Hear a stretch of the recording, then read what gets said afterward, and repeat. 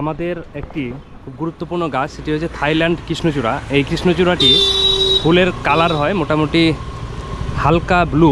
আমি দেখাচ্ছি কিছু কিছু ফুল রয়েছে, এটা খুব রেয়ার, কারণ আমাদের ভারতবর্ষে এই গাছটি খুব কম দেখা যায়। এটি থাইল্যান্ডে বেশি পরিমাণে রয়েছে এবং এই ফুলটি গাছটি এবং আমরা রোপণ করেছি একটা, যেটার ফুল এখনও পর্যন্ত ফোটেনি। গাছটি দেখাচ্ছি যে এখানে রয়েছে, এই যে ভাইটা রয়েছে, গাছটা অনেকে আসে দেখে গাছটা। হ্যাঁ, প্রচুর লোক আসে।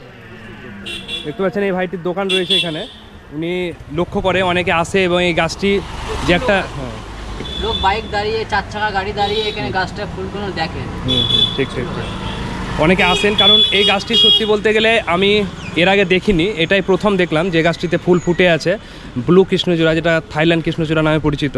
কারণ কৃষ্ণচূড়া বলতে আমরা লাল এবং হলুদ, যেটি রাধাচূড়া, এই দুটোই বুঝি, কিন্তু এখানে এই গাছটি দেখতে পাচ্ছেন অনেক বড় গাছ, এটাতে কিন্তু ফুল ফুটেছে হালকা ব্লু।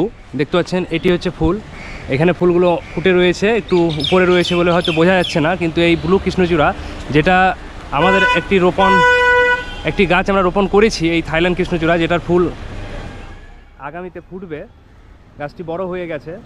যাই হোক, গাছটি দেখে আমি দাঁড়িয়ে গেলাম, কারণ এই গাছ সত্যি আমাদের পরিবেশে দেখা যায় না, খুব কম দেখা যায়। তবে এই গাছটি দেখে আমি মুগ্ধ হয়ে গেলাম। এই গাছটি একটু এর মধ্যে রয়েছে, তবে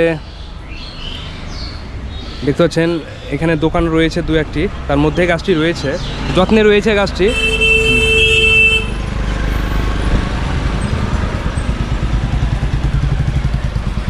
সুন্দর গাছটি হয়েছে এবং অনেকে এসে এই গাছের যে ফুল সেটি দেখে এবং নিয়েও যায় অনেকে, কারণ এটি সত্যি আমাদের পরিবেশে অনেকটা রেয়ার।